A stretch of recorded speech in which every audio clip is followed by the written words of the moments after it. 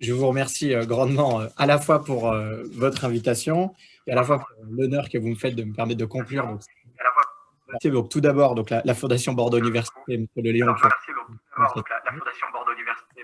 j'ai beaucoup de plaisir à écouter donc, les trois présentations de qualité donc, du professeur Guillemino donc, du CHU de Toulouse, du docteur Annick Ozier donc, du Saint-Augustin et du professeur Chantal Rahérisson. Je dois vous dire que la communauté donc, des professionnels dans les pathologies respiratoires, vous nous scotchez à l'ARS. Déjà l'an dernier, vous nous aviez invités sur la BPCO et on avait été vraiment agréablement surpris de la qualité de votre animation et de vos propositions, tant au niveau régional qu'au niveau national, avec des propositions extrêmement construites. Et là, sur l'asthme, vous réitérez. Voilà, avec 33 propositions qui ont été formulées, et là, un observatoire, pas long, donc sur l'asthme sévère, sur quelque chose qui a des gros enjeux de santé publique. Voilà, ça a été évoqué tout à l'heure, mais pour remettre les chiffres en perspective sur ce problème de santé publique, on a environ en Nouvelle-Aquitaine 450 000 personnes qui sont atteintes d'asthme et 50 000 personnes, environ 40-50 000 personnes sur l'asthme sévère. Donc c'est une problématique qu'il nous faut collectivement traiter.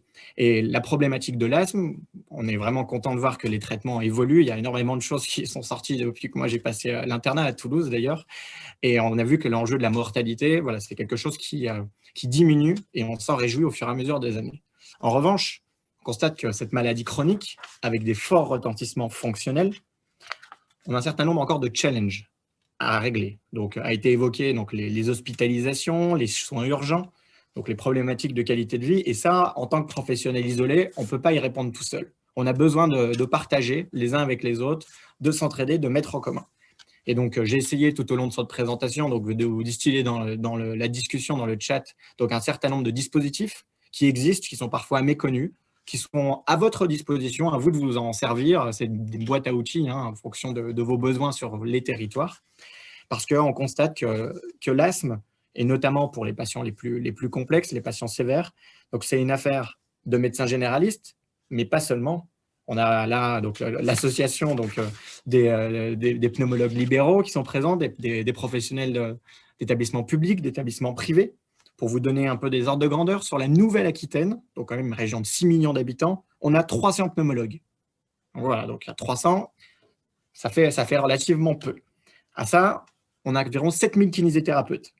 On a parlé d'une dizaine donc, de conseillers en environnement intérieur qui sont financés par l'agence. Heureusement, il y en a d'autres.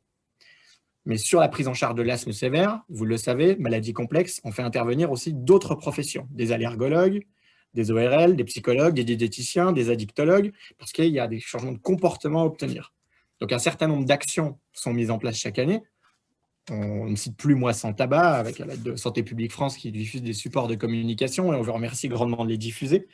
On a cité donc les initiatives de l'assurance maladie, l'application Asthme Active, Sophia aussi, avec un service où on a au téléphone des infirmières qui peuvent donner des conseils personnalisés aux patients, donc aussi quelque chose d'intéressant.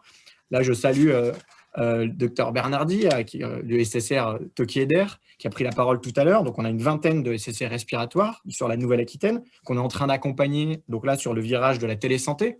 Même si Tokieder n'avait pas besoin de nous, ils l'ont anticipé un tout petit peu avant et on s'inspire de ce qu'ils ont su faire et on les en remercie. Peut-être on a une avancée du système avec un décret qui est sorti le 3 juin, donc il y a quelques jours, qui fait passer le cap dans les textes, non plus de la télémédecine, mais on parle de télésanté. Parce que tous les professionnels de santé, ça y est, accèdent à cette nouvelle modalité d'exercice qui vous permet d'aller apporter des soins aux patients, y compris à distance, et faire bénéficier d'expertise. Et là, on l'a compris avec les chiffres de démographie que je vous ai donnés, qu'au final, les professionnels de ces maladies, vous êtes peu nombreux pour beaucoup de patients. Et ces patients, en fait, compliqués, c'est 10% qu'il faut aller chercher. On sait que si on ne va pas vers eux, si on ne se coordonne pas, on n'arrivera pas à améliorer ces chiffres de santé publique et à répondre à ce challenge collectif. Alors, je vais peut-être faire la promotion de 2 dispositifs supplémentaires qui, selon moi, sont des dispositifs d'avenir.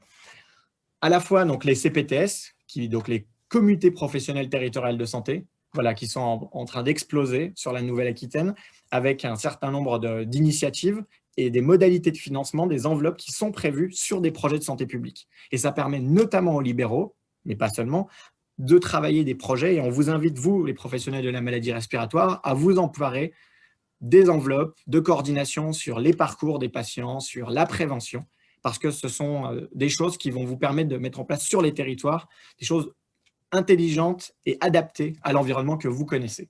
Voilà, je vous ai mis en lien les modalités financières parce que le système de santé a prévu des enveloppes pour vous permettre de réaliser des choses qui n'étaient pas possibles jusqu'alors pour nous parce que, en tant qu'administration, c'était difficile de contractualiser avec chacun des libéraux. Voilà, là, on vous permet de vous organiser au niveau de territoire pour vous accompagner des projets de santé publique intéressants et bien pensés. Et peut-être faire la promotion donc d'un deuxième dispositif. J'ai envoyé le lien tout à l'heure, donc on ne les présente plus, mais sur la coordination, ce sont des acteurs incontournables maintenant, qui sont les dispositifs d'appui à la coordination. Et là, avec l'épidémie de Covid, là, je tire mon chapeau notamment au professeur Ahérisson qui a su tout au long de la crise donc, nous apporter son expertise et ses conseils dans les différentes structures qu'on a essayé de mettre en place pour accompagner les professionnels sur le terrain. Et donc là, quelque chose qui a été défini par le ministère de la Santé, c'était la mise en place de cellules de coordination post-Covid qui sont portées par les DAC-PTA. Je vous ai mis le lien de notre site internet que nous avons fait sortir il y a quelques jours. Un communiqué de presse sortira bientôt.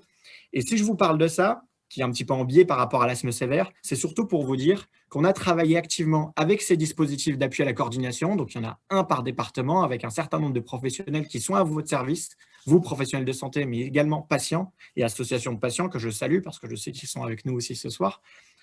Et donc là, ces dispositifs d'appui à coordination, on a formé dans les équipes à chaque fois des référents pour un petit peu plus les spécialiser sur les maladies respiratoires. Donc, ça a été fait en lien avec le réseau respiratoire régional Akirespi pour que ces gens-là connaissent un petit peu votre organisation, vos besoins et sachent orienter les patients vers le bon professionnel, créer des dossiers sur Pacoglobule, qui est quand même l'outil régional de coordination, à chaque fois sur les patients les plus complexes, qui vous nécessitent, vous, de vous coordonner.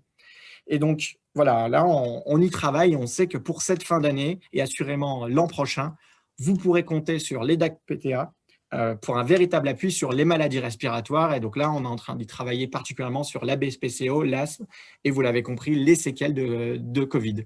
Donc, saisissez-vous de cet outil qui est à votre disposition dans les territoires, rapprochez-vous d'elle, faites-vous connaître et co-construisez avec vous les parcours des patients.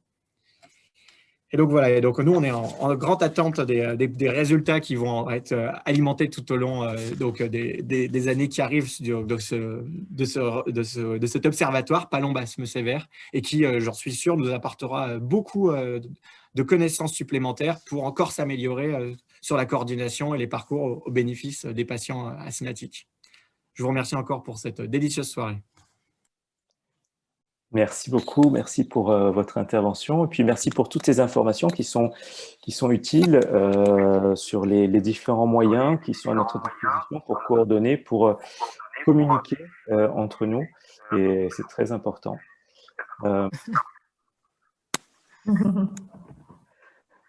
Bon, ben écoutez, on n'a plus qu'à vous remercier toutes et tous d'avoir participé à cette réunion. Merci aux intervenants pour leur présentation. Et on vous donne rendez-vous très bientôt pour déjà l'inclusion et la participation à la cohorte. Et puis j'espère des premiers résultats. Et bien sûr, on vous tiendra au courant.